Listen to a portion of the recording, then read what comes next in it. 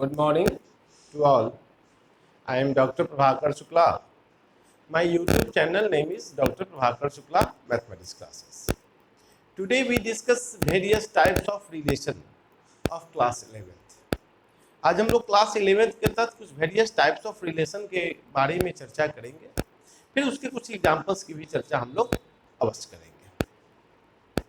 तो सबसे पहले मेरे channel doctor Prabhakar Shukla mathematics classes को सब्सक्राइब करें, लाइक करें, शेयर करें और अपना कमेंट्स और सुझाव भी अवश्य दें। एक एक करके देखेंगे, हम टाइप्स की चर्चा करेंगे। बाइनरी रिलेशन क्या होते हैं, एम्प्टी रिलेशन क्या होते हैं, यूनिवर्सल रिलेशन क्या होते हैं, फिर आइडेंटिटी रिलेशन क्या होते हैं, फिर इन्वर्स रिलेशन क्या होती है, इतना की चर्चा करेंगे। एग्जाम्पल के साथ एक एक करके टॉपिक्स की चर्चा हम लोग करते हैं। जैसा कि इस तरह के रिलेशन की चर्चा हम लोग क्लास 12th के ही वीडियो में आप देखेंगे, तो मेरे उस वीडियो में भी बेसिक क्लास में हमने इसकी चर्चा कर चुके हैं, लेकिन यहाँ 11th का है, इसका एक अलग सिंपल फॉर्म होता है, उसकी चर्चा हम लोग करते हैं। पहला कहता है binary relation. Let A be a non empty set. Non empty set करने का मतलब उसमें कोई ना कोई एलिमेंट निश्चित है, खाली नहीं है। Then every subset of A cross A. Subset करने का मतलब दो सेट ए से set A is said to be a subset of B if A is a subset of B. Every set A is said to be a subset of B if every element of A contain in B. अगर A का प्रत्येक सदस्य B में contain करता हो तो ए को B का सबसेट कहा जाता है। तो कहने का मतलब every subset of A cross A is called a binary relation और simply a relation only. Binary relation कहते हैं सिंपली, मतलब कि प्रत्येक आर जो है ए क्रॉस ए का अगर सबसेट होता है तो उसी को बाइनरी रिलेशन कहा जाता है। इस सब की चर्चा हम एक दिए हैं, सबका एग्जाम्पल एक ही साथ हम देंगे, उसमें चर्चा करेंगे। Thus R is a relation in A if and only if I double F को if and only if पढ़ते हैं, R is a subset of A cross A। अब उसी में दूसरा है एम्प्टी और वॉइड रिलेशन। एम्प्टी मतलब होता है खाली, तो हम लोग एम्प्टी सेट पढ़े हैं। A set having no elements at all is called an empty set और void set और null set उसे कहा जाता है।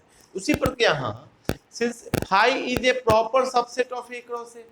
प्रॉपर है, प्रॉपर इसलिए कहे कि ए क्रॉस ए का सम एलिमेंट इसमें नहीं है, क्योंकि फाई ऑलरेडी एम्प्टी होता है। तो so phi is a relation on A. Phi एक रिलेशन हो गया कॉल्ड द एम्प्टी और वॉइड रिलेशन ऑन ए। इसी को हम लोग क्या कहते हैं, एम्प्टी और वॉइड रिलेशन हम लोग कहते हैं। Universal relation. Since A cross A is a subset of A cross A, कहने का मतलब every set is a subset of every set is subset of itself. प्रत्येक सेट अपने आप का सबसेट होता है, इसलिए ए क्रॉस ए भी ए क्रॉस ए का सबसेट होगा। तो हम कह सकते हैं A cross A is a relation on A called the universal relation on A. अब द आइडेंटिटी रिलेशन की बात करते हैं। तो आइडेंटिटी रिलेशन क्या होता है, I A equal to A such that A belongs to I. मतलब कि ए बिलोंग्स टू आई, मतलब इसका डोमेन और रेंज सेम होता है, उसी को आइडेंटिटी रिलेशन हम लोग कहते हैं इन ए के लिए। अब थोड़ा सा इन्वर्स की बात करते हैं। Let R be a binary relation on a set A. R क्या है, binary relation on a set A है। Then inverse of R is denoted by R inverse. R inverse को लोग किससे डिनोट करते हैं, आर के पावर -1 से। Is a binary relation on A defined by R inverse equal to order pair B A such that A B belongs to R. मतलब कहते कि ए और बी अगर आर का एलिमेंट है तो बी ए किसका एलिमेंट होगा, वह आर इन्वर्स का एलिमेंट होगा। कहने का तात्पर्य order pair A B belongs to R implies and implies by B A belongs to R inverse. जैसे यहाँ देखेंगे जो डोमेन ऑफ आर होगा, गलती लिखा गया है, जो डोमेन ऑफ आर होगा वह रेंज ऑफ आर इन्वर्स होगा। डोमेन ऑफ आर होगा और रेंज ऑफ क्या होगा, आर इन्वर्स। और जो रेंज ऑफ आर होगा और डोमेन ऑफ आर इन्वर्स होगा। अब इस पर एक क्वेश्चन है, that n be the set of all natural numbers r equal to order pair ab such that order ab belongs to n at 2a plus b equal to 10, so that r is a binary relation on n। अब find its domain, codomain, range and inverse of r। अब देखिए उस question को हम solve करते हैं, तब समझ में आएगा क्वेश्चन कैसे बनता है।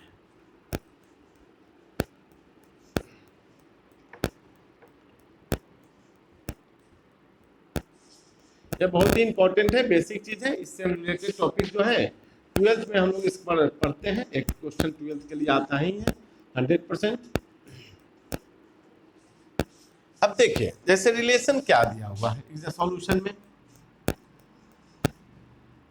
R equal to order pair A B such that A B belongs to n and 2a plus b equal to 10. तो here 2a plus b equal to 10 है तो b equal to 10 minus, हम a भी natural number होना चाहिए, b भी natural number.